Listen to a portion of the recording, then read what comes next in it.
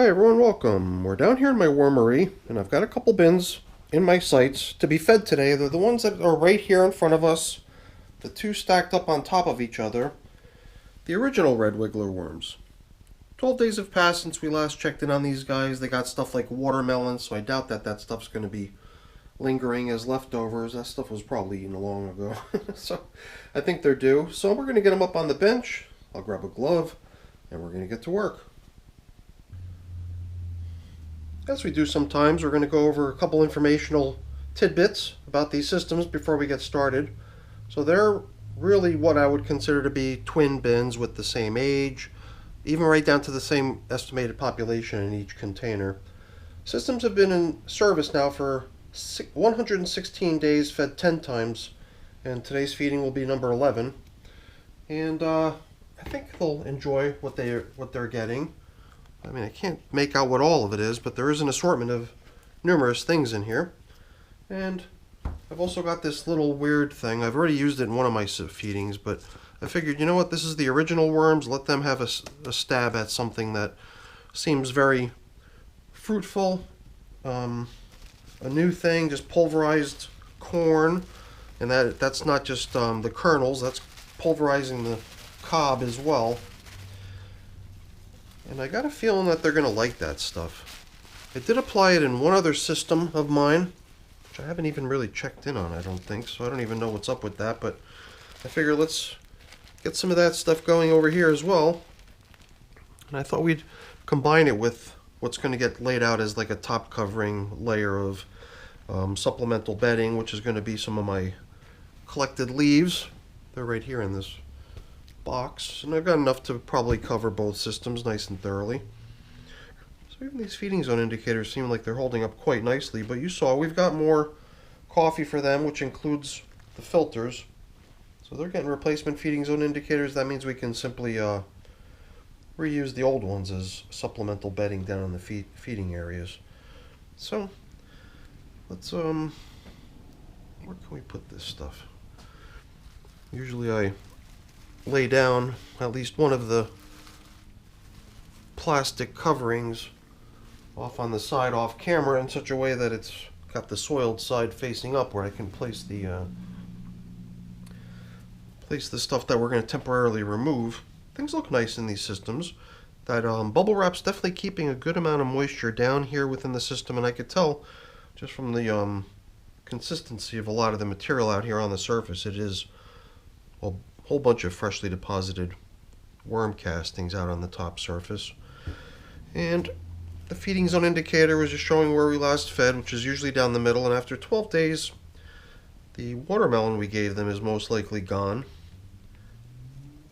Stuff like this though, corn cobs, things that are going to take a little bit longer, we'll keep bumping into those time and again for quite some time. Although I did kind of make myself a little bit of a promise that I was going to start treating the corn cobs that I fish out of my systems a little differently than I have in the past. In the past, it's always been about just not touching them and letting them break down on their own. But I think if the corn cobs begin to get fragile enough after a certain amount of time in the worm bins, we can go ahead and try to help them along a little bit, try to crumble them up and break them to help keep their breakdown process moving swiftly forward. And you know, in twin bins you would expect twin treatment down to every possible detail, and that's the truth here too with the corn cobs. So I believe we'll probably find a second corn cob, unless we might have already started into the process of trying to crumble these things. Not yet. And other than that, I don't see any watermelon, which was kind of to be expected. Here and there, there's other little leftovers of stuff. Looks like maybe the stem of a pepper or something like that. Everything eventually goes. Certain things take longer than others. Pretty straightforward stuff. So I've got also a number of pieces of paper here that we can include with the feeding. Just a few chunks of soiled paper towel, been sitting around, gotten 2 or 3 uses out of each one already. Before it seemed like Perhaps it was time to move it on to its next important phase in life, which is to be there for our wormies. It's going to come in as a little bit of supplemental bedding, I suppose, onto which we can start putting some of these delicious frozen objects in onto. Looks to me like some potato peel, looks like some cucumber, maybe some squash or something along those lines, looking from those seeds there, I'm guessing. What else here? Nice assortment of different things. Once again, even though it has some good weight to it, I'm just getting that sense that what they're getting here is not all that much, and it's probably not going to last too long. So probably if we were to wait another 12 days before we came back in here, we'd see very little leftovers, except for maybe the peels of these potatoes. They'll come in here and they'll nibble all the potato off of it, and eventually the skin goes too, but the skin does take a little bit longer. So that'll be here as leftovers for a little while, and I think we've got the majority of the small particle matter. I think we can move on to getting the somewhat even smaller particle matter down in here too, the coffee. Well, lately I've been stingy on applying the traditional peppering into the coffee with my worm chow. My worm chow is running really low. I think I've got maybe not even enough to satisfy one of these bins, let alone two of them. So I'm kind of hanging on to that last little bit just in case I need it for something. And yeah, one of these days I've got to get around to making some more for sure. So I'm wondering if these are at that point yet where we can start helping them along. If nothing else, maybe we can at least snap them in half. But this one actually crushed in my hand pretty easily. And I think that's going to be the routine with corn cobs now going forward. Why not help them if you can? This one also, I kind of pressed it a little bit to help it along. Still showing that nice juicy core that they like to nibble on present as well. So for whatever reason, just hasn't been too heavily infiltrated yet. Perhaps it just needs a little bit more time. And that's pretty much the story in the worm bins all the time. And you know, I thought about including some of these top covering newspapers that we removed as you know, as just supplementary bedding down in the feeding areas, but they're in such good shape still.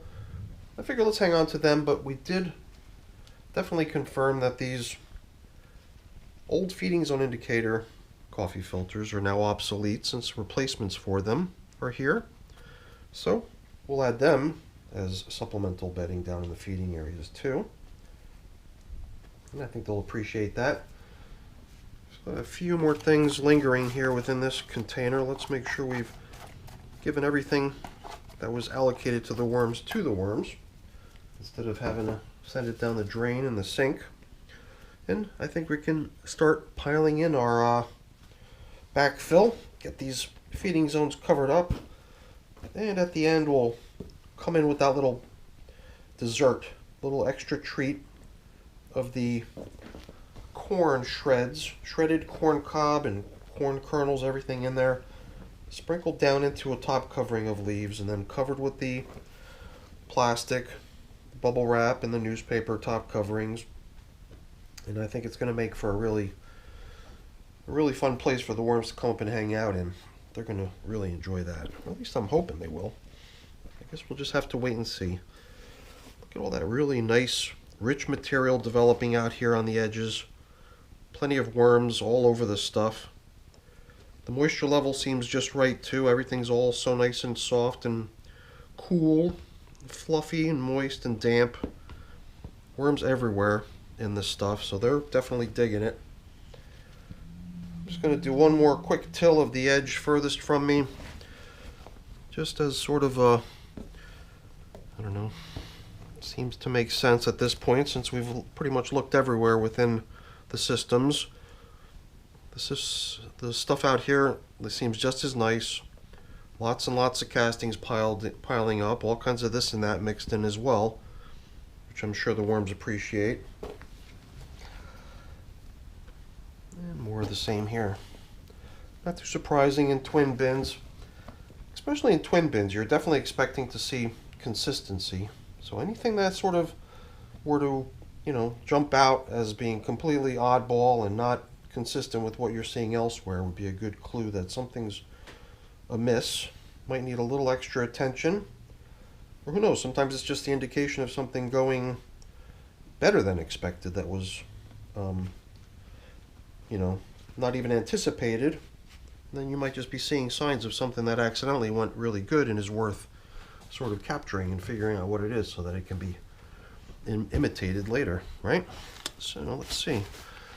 I've got no reason to hang on to this stuff, so I figured if we can give each system an equal amount, perhaps a nice big hearty handful. Maybe there's a little bit more over here for these guys, and that would tap us out. But I believe we got ourselves enough stuff here to be pretty generous, spreading it out across the top surface. Very nice. I always like adding stuff like leaves, just a sort of natural looking top surface. And you know, if you think about it, the worms probably really appreciate it because it's probably most, you know, like the stuff that they're normally in nature, right?